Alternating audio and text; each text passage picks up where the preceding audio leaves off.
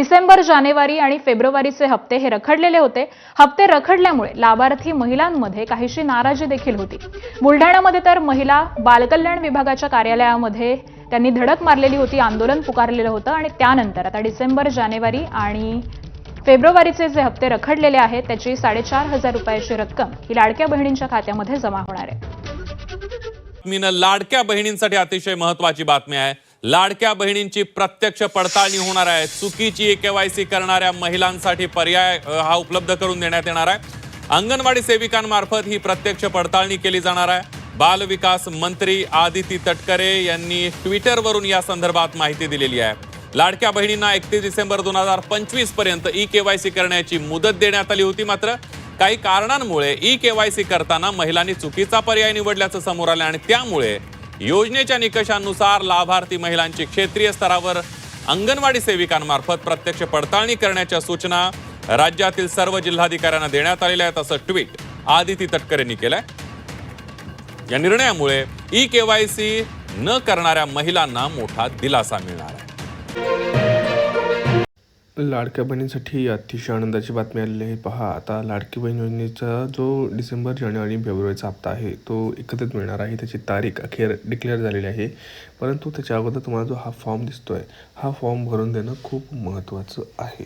त्यासाठी काय करावं लागणार आहे पुढे मी व्हिडिओमध्ये सांगणार आहे. व्हिडिओ खूप महत्त्वाचा आणि अतिशय महत्त्वाचा असणार आहे. ज्यांना हप्ते पाहिजे त्यांनी व्हिडिओ संपूर्ण पाहायचा आहे. पहा, हा जो फॉर्म आहे हा लाडकी बहीण योजनेचा लाभ सुरू करण्याबाबत आहे. याच्यामध्ये जर आपण पाहिलं तर मी मुख्यमंत्री लाडकी बहीण योजनेचा जो फॉर्म भरलेला आहे त्याचा तुम्हाला अर्ज टाकायचा आहे. नंतर शासनाकडून जो काही लाभ मिळत होता तो पहिला मिळत होता. आता विभागानं तपासणी केल्यानंतर कुटुंबात 4 चाकी कर्मचारी वगैरे असल्यामुळं तिथं तो जो ई-केवायसी करताना जो चुकीचा पर्याय निवडला गेलेला आहे त्याच्यामुळे त्यांचा लाभ हा बंद झालेला आहे. म्हणजे जर आपण बघितलं ई-केवायसी ज्यावेळेस आपण करत होतो त्यावेळेस लाडक्या बहिणींना सगळ्यात महत्त्वाचा जो एक प्रश्न विचारला जात होता की तुमच्या घरी कोणी 4 चाकी वाहन आहे का आणि कुठलंही तुमच्या घरी सरकारी नोकरीला आहे का. तिथं तर होय करण्यात आलं होतं. तर त्या एका चुकीमुळं त्यांचा जो लाभ आहे तो बंद झाला होता.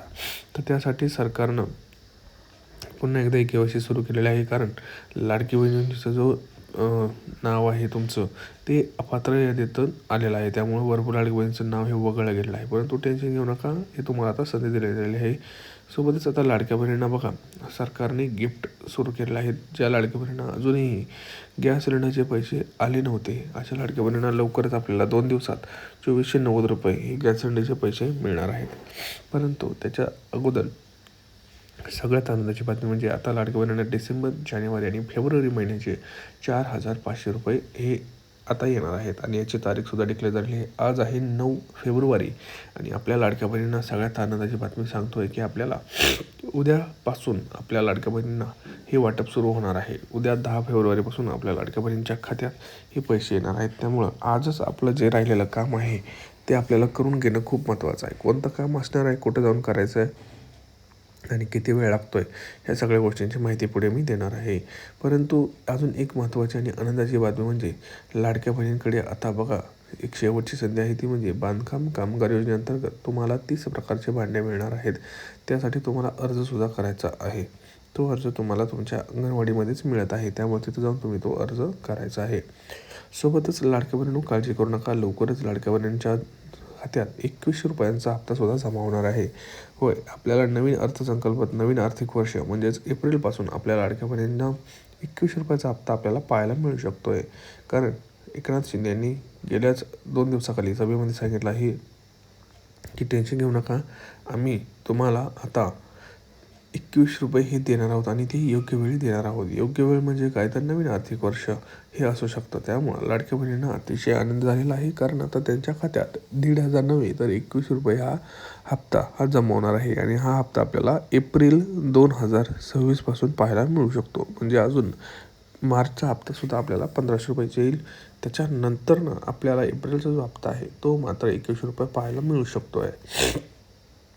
सोबत एक आनंदाची बातमी मी तुम्हाला एक सांगतोय की आता लाडक्या बहिणींना स्वतःचं घर, स्वतःचं हक्काचं घरसुद्धा लाडक्या बहिणींना मिळणार आहे. त्यासाठी घरकुल योजनेअंतर्गत लाडक्या बहिणींना 3 लाख रुपयापर्यंतची मदत हे सरकार करत आहे.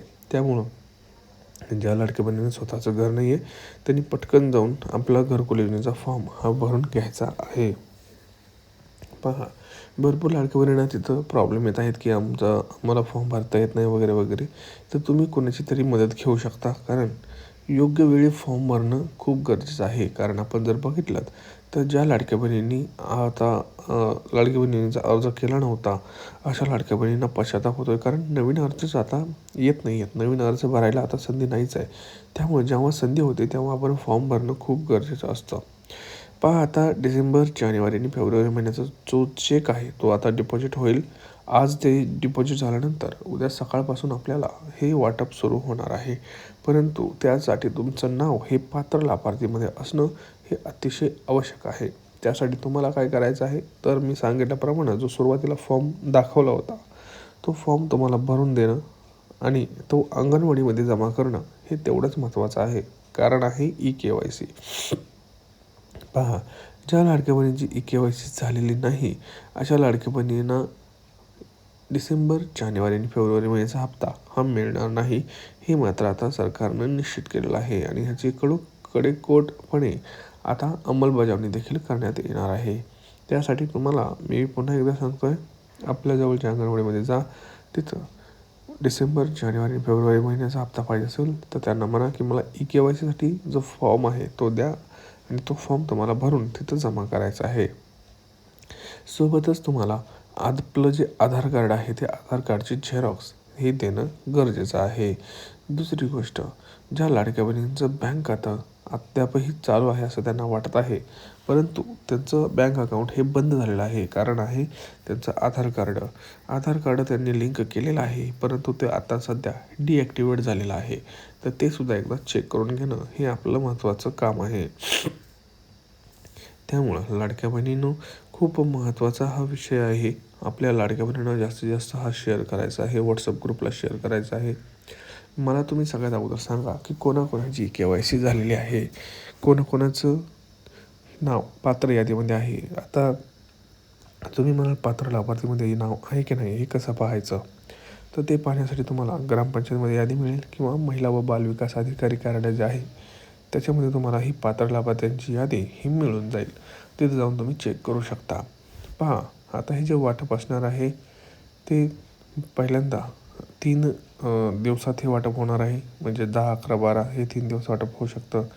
कारण निवडणुका जिल्हा परिषदेच्या झालेल्या आहेत. आपल्याला माहिती आहे, कालच या निवडणुका पार पडलेल्या आहेत. शनिवार रविवार 2 दिवस ते चालू होतं. त्यामुळं सरकारकडे आता वेळ आहे आणि हे पैसे तुम्हाला वाटप होतील. तर लाडक्या बहिणींसाठी दिलासादायक बातमी. गावातील महिलांनी स्थापन केलेल्या बचत गटांना आता कोणतेही तारण किंवा जामीनदार न देता बँकांकडून 25 लाखांपर्यंत कर्ज मिळणार आहे.